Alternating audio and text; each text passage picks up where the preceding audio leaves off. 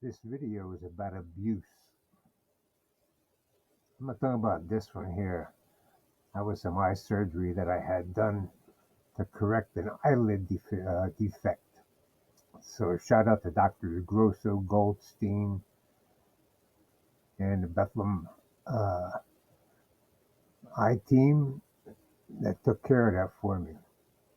The abuse I'm talking about is the abuse that elected representatives are inflicting upon their trusted constituents.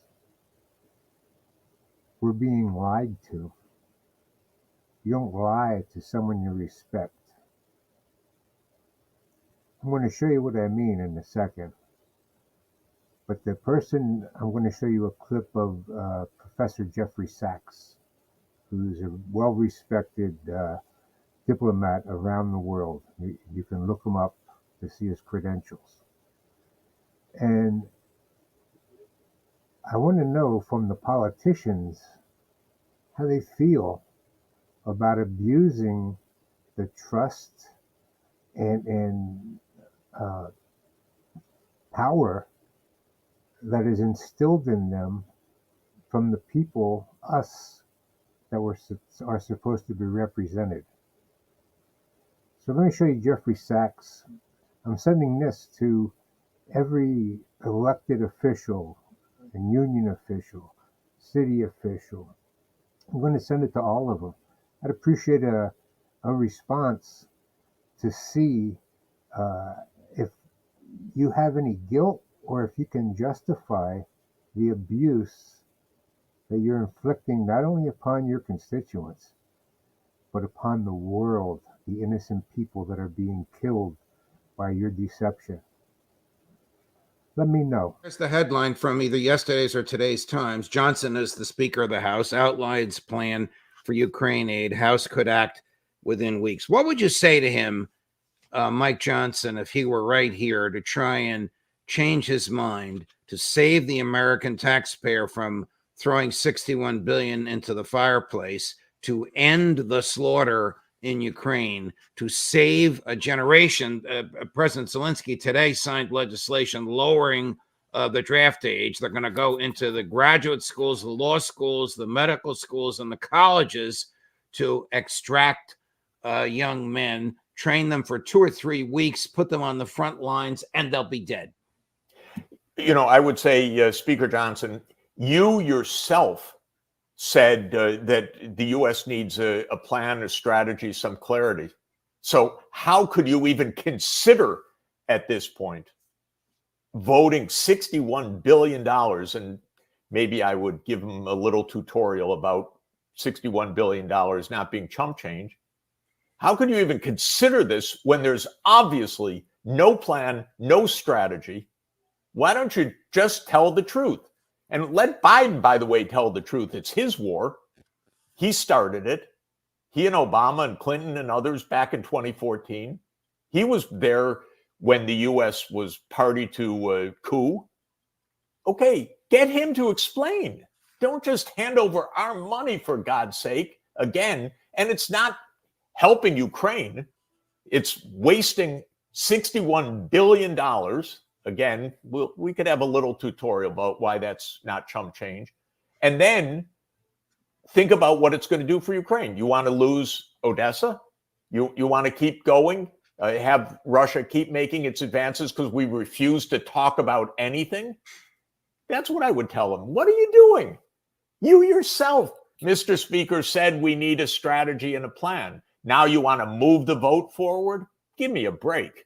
Surely the professionals around Biden must understand that this is so far gone, such a lost cause, that 61 billion would succeed in doing nothing except enriching American arms manufacturers. It's not going to change the outcome of the conflagration. It may delay the outcome a little bit. I don't even know if it would do that, because no, Judge, it's going to do 3 things only. Yes, it will enrich the arms manufacturers, who will give back some campaign contributions to the congressman who duly voted this against the wishes of the American people. Right. Second, it will cause tens or even hundreds of thousands more Ukrainian deaths.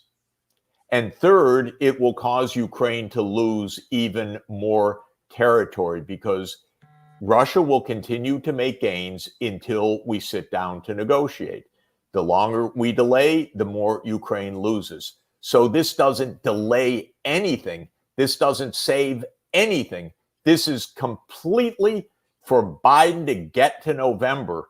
But why in the world Johnson would be a party to that is baffling, except that they're all so weak-willed and so corrupted by the campaign contributions that they can't think straight for a day at a time. It's the speaker himself who said we don't have a strategy, we need a strategy. Right. Well, This here is the abuse of which I speak.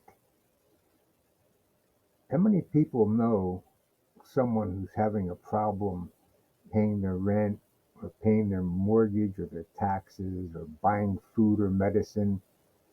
I bet someone knows somebody in that position.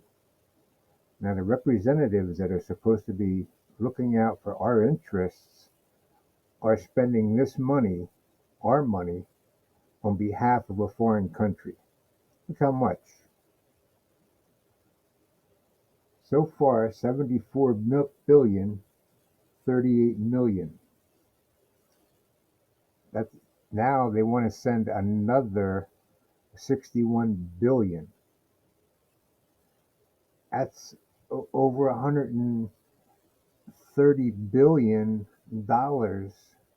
to a country that these politicians either know or they should know is one of the most corrupt countries in Europe, and whose chances of winning this war against Russia are nil. This is money laundering at its finest. Tell me it's not. I would hope you can tell me it's not. 74, that's up to 2022. So that's the point. We're being abused, and we're being abused by leaders who are either allowing it to happen, unaware that it's happening, in which case they have no place, no business being a representative of intelligent people. And the leaders in the unions and the local leaders, they see this going on and they're not calling it out. They're not calling out their colleagues for voting for money that's stealing from the people that need it the most to give to defense industry and oligarchs and corrupt politicians. Now you're abusing us. And this abuse has got to stop. I'm hoping that everyone sends a copy of this video to their lawmakers, no matter what state, and their union representatives and local representatives, to put them on notice that you're in a position of power, trust, and ability to make things happen. You shouldn't be hiding what's happening. You should be exposing what's happening to make things happen for the people who you say you're representing. That's all I got to say for now, but I'm working on a video next that's going to highlight our attachment to Israel. In the meantime, you might want to check out my other video that I sent to our representatives in November of 2022, urging them to look into our dealings with Ukraine and the integrity of the people that we're dealing with.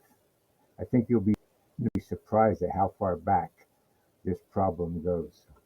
The link for the video will be in the description.